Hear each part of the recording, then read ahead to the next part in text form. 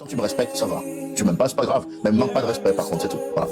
Ça, c'est important. C'est un truc qui doit rester avec tout le monde, c'est qu'on doit être dans le cadre du respect. Et ce qui me dérange dans le niveau des émotions aujourd'hui et d'ingérence émotionnelle, c'est que maintenant, les gens, ils partent vraiment en couille parce qu'ils n'arrivent pas à gérer leurs émotions. Parce qu'on leur a trop appris à mettre leurs émotions sur le devant. On a oublié cette notion de stoïcisme par moment, Oui.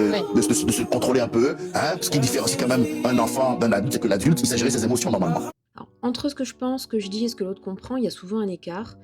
Ce qui nous semble clair ne l'est pas forcément pour l'autre. Parce qu'on n'a pas tous les mêmes références, la même expérience, les mêmes émotions. On va commencer à interpréter, surinterpréter les situations, et ça engendre parfois des problèmes de communication. Parfois le problème vient de nous. On pense avoir une idée bien en tête, mais quand on l'exprime, elle sort mal. Peut-être qu'on n'a pas les mots justes. Peut-être qu'on n'a jamais pris le temps de se demander pourquoi on pense ce qu'on pense. Parfois, le problème vient de l'autre. Il entend ce qu'on dit à travers ses propres filtres, ses expériences, ses émotions, et ses croyances influencent la façon dont il interprète nos paroles. Et souvent, au lieu d'écouter pour comprendre, on écoute pour répondre, pour avoir raison et faire valoir ses propres idées jusqu'à manquer de respect à l'autre.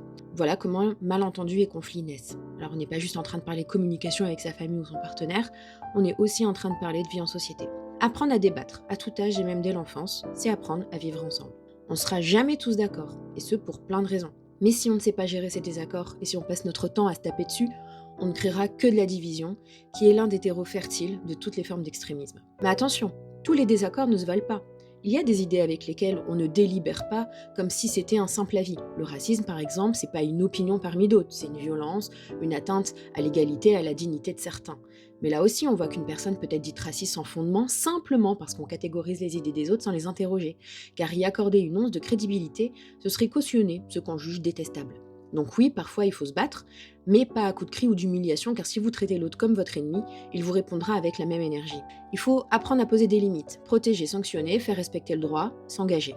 Et justement, mieux on sait débattre, mieux on sera au service de ses idéaux. Une société tient sur une question simple. Quand on n'est pas d'accord, qu'est-ce qu'on fait? On crie plus fort, on se moque, on force, ou on cherche une décision commune sans écraser l'autre? Débattre, au sens fort, c'est s'entraîner à clarifier ce qu'on veut dire, écouter pour comprendre, distinguer un fait d'une opinion, accepter de nuancer et changer d'avis sans perdre la face. C'est pas juste de la politesse. Alors oui, apprendre à débattre dès l'enfance, c'est créer les conditions d'une nouvelle culture collective qui développera une posture citoyenne responsable. Et une société où on ne règle pas nos désaccords par l'humiliation, la violence ou le clan, mais par la délibération. Et si on veut des adultes capables de décider ensemble, il faut bien commencer quelque part.